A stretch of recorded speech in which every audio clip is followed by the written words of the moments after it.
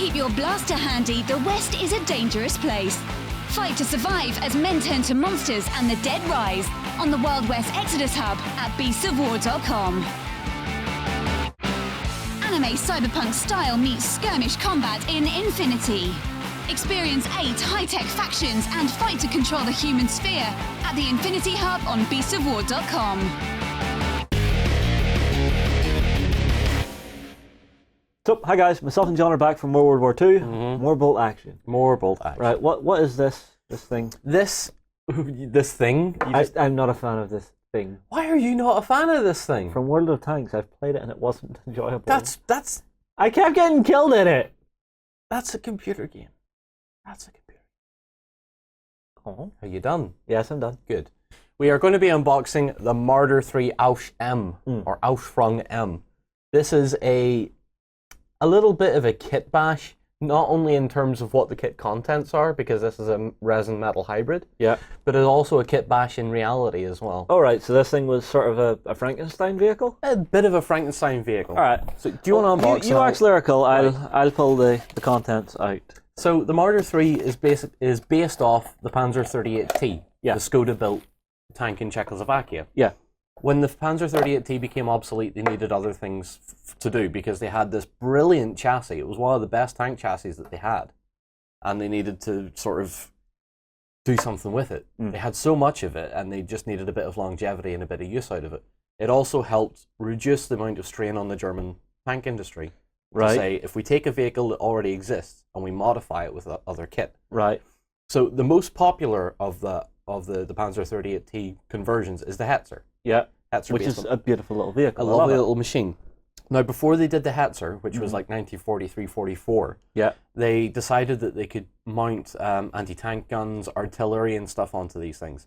So on the artillery side, you had some of the SIGs, which had the big short-barreled howitzers and stuff like that. So just something to lob shells. Yeah, basically. And what they did with the Tank Hunter version, well, I guess it's a Tank Hunter version, is they put a Pak 40 75mm gun on it. Okay. Maybe a shorter barrel, I can't remember exactly. But they turned it into the Marder. The Marder had several different variants, different types, and so on. Yeah. But this has been one of the more popular versions of the Ausf. Right, so let's open it up. What exactly was its role on the battlefield then? This is Tank Hunter. This is Jagdpanzer. This is a Jagdpanzer in its purest form, I believe. Right. This is a pure vehicle for ambush.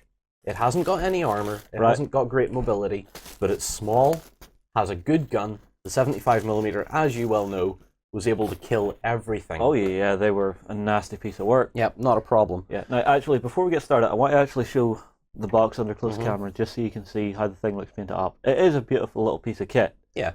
You know, and it does look mean enough to do the job. You know, but once we actually get to the vehicle itself, the guys have done a really nice job. Now you can tell it's sort of an earlier vehicle because it's all done in rivets.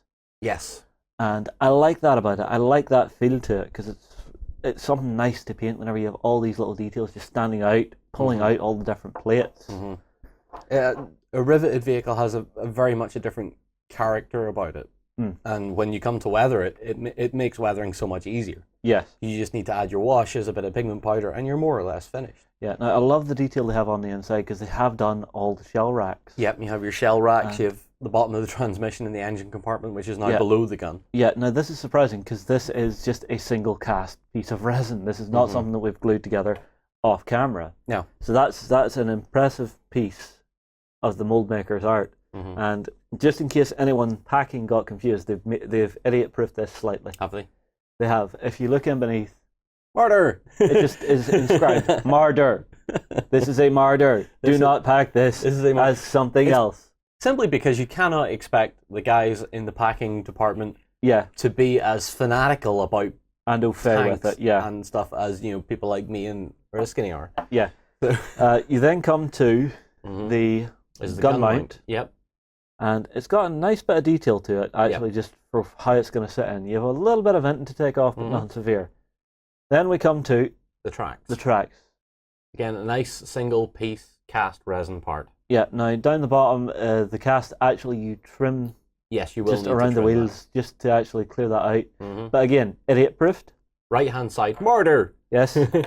And then left-hand side, Martyr. Yes, so I think I'm going to call this Warren-proofed.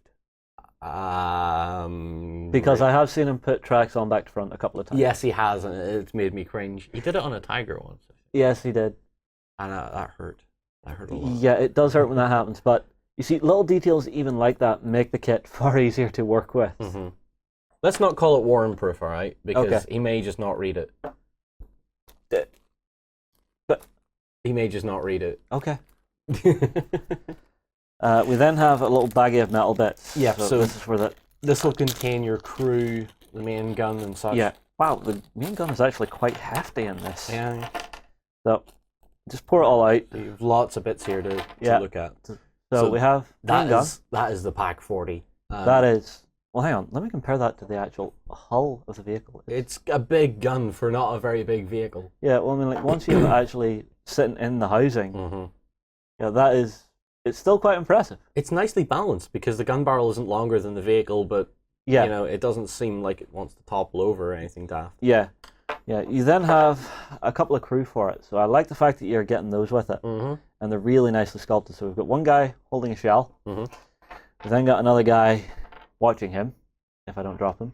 You know, hands on hips, do it right, load the shell. Yeah, that's sort of what he's saying, I guess. Spare track for extra armor. Plate of some sort. Not sure where this goes yet. Okay, a plate of some sort. It is probably the back of the gun compartment. We then have both of the heads. I'll actually set these down. And then we have a few smaller components. So we have little eyelets for tow hooks. I assume this is some form of gun rest to go on the front of the vehicle. Probably. Maybe. I'm thinking that might be a tow bar. Yep. More eyelets for towing hooks.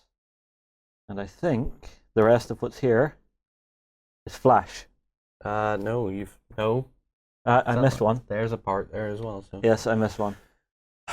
Sorry, but those parts are very, very delicate on this. Can't get the staff. They're very small and very delicate. Can't get the staff. So, yeah, what was on about was these little things here, the little eyelets. Yep. So, right, John, I'm going to give this one to you to build. Yeah, you probably should. Simply because small components, historical vehicle, I don't want to have to do the research, so this one's on you. All right, okay, fair enough. All right, guys, we'll be back in a minute with the built version. Venture into the dangerous dungeons of myth as a mighty hero and stand against the darkness. Visit the Myth Hub on beastsofwar.com and begin your story. Fight for the Iron Kingdoms as a warcaster. Take control of the mighty jacks, arcane devices, and dark sorceries to bring the fight to the War Machine Hub on beastsofwar.com. And we're back with the Marder III built. Yeah. Right, shall we have a look at it under close camera? Yes, flick on the close camera. There we go. There we go. So, what do you think? She goes together really, really nicely. It is a very nice build. Right. Did you enjoy the build? I did enjoy the build, yeah. And it's what I always like about the Warlords, you know, their in-house resin hybrid kits. They just look nice when they go together. Yeah. You know, if you take your time, trim the parts, make sure there's nothing, you know, simple resin stuff. You've got to remember things about resin. So what I really like is just seeing the actual crew in there with one guy loading a shell, the other one that I thought was standing back is actually looking through the gun sight. So it's a really nice touch, and it'll be a joy to actually paint up. Yeah, I would recommend you don't glue the crew in and you paint them before you put them in. Makes sense.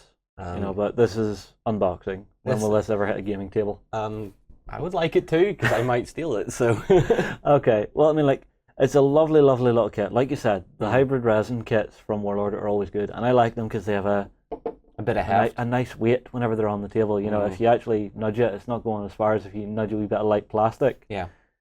You know, but let's give it one more spin just so everyone can see it. It's really nice.